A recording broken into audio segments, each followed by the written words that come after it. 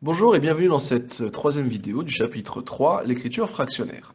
Dans cette vidéo, on va essentiellement s'intéresser à la division de deux fractions. Alors une première définition qui concerne l'inverse d'un nombre. L'inverse d'un nombre A sur B se note B sur A. Par exemple, l'inverse de 3 demi, eh bien c'est 2 tiers. L'inverse de 12 sur 7, c'est 7 sur 12. Et l'inverse de 4, eh bien, je vous rappelle que 4, c'est aussi la fraction 4 sur 1, ce qui veut dire que l'inverse de 4, eh bien, c'est 1 sur 4. Bien, la propriété qu'on va utiliser pour diviser deux fractions entre elles est la suivante. Diviser par un nombre revient à multiplier par son inverse. Par exemple, je cherche à faire 2 tiers divisé par 14 sur 9. Donc vous voyez bien que ici, on divise par 14 sur 9. Et la propriété me dit que diviser par 14 sur 9, c'est aussi multiplier par son inverse à 14 sur 9. Et l'inverse de 14 sur 9, eh bien c'est 9 sur 14.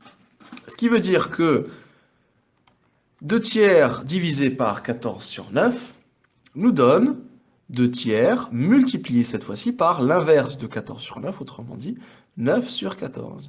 Et à partir de là, on s'est déjà multiplié deux fractions entre elles, on multiplie numérateur et dénominateur. À ce stade-là, faites bien attention de bien décomposer le numérateur et le dénominateur lorsque il y a des simplifications. Ici, eh bien, on obtient 2 fois 3 fois 3, puisque 9, ça va être égal à 3 fois 3, et 14, on le remplace par 7 fois 2. À travers cette simplification, on voit les simplifications suivantes, et le résultat final est 3 septièmes.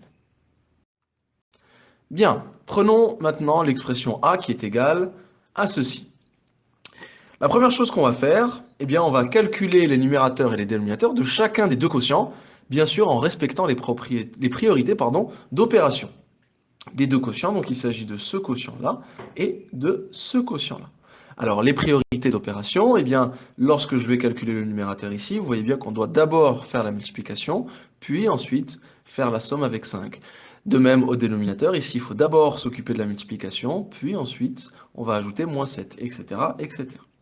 Ce qui nous donne, en première étape, 5 plus 6, puisque 3 fois 2 va nous donner 6, sur 4 moins 7, puisqu'ici 2 fois 2 nous donne 4, et de l'autre côté, 2 plus 3, 5, sur 11 fois 2, 22.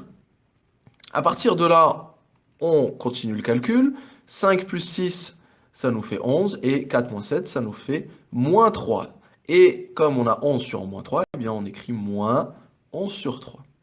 À partir de là, on utilise la propriété qui nous dit que diviser par un nombre revient à multiplier par son inverse.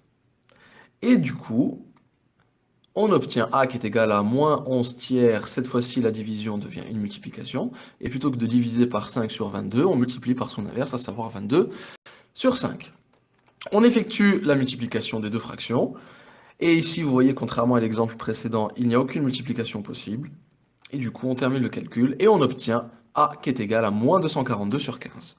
Voilà, à vous de compléter votre cours. Au revoir.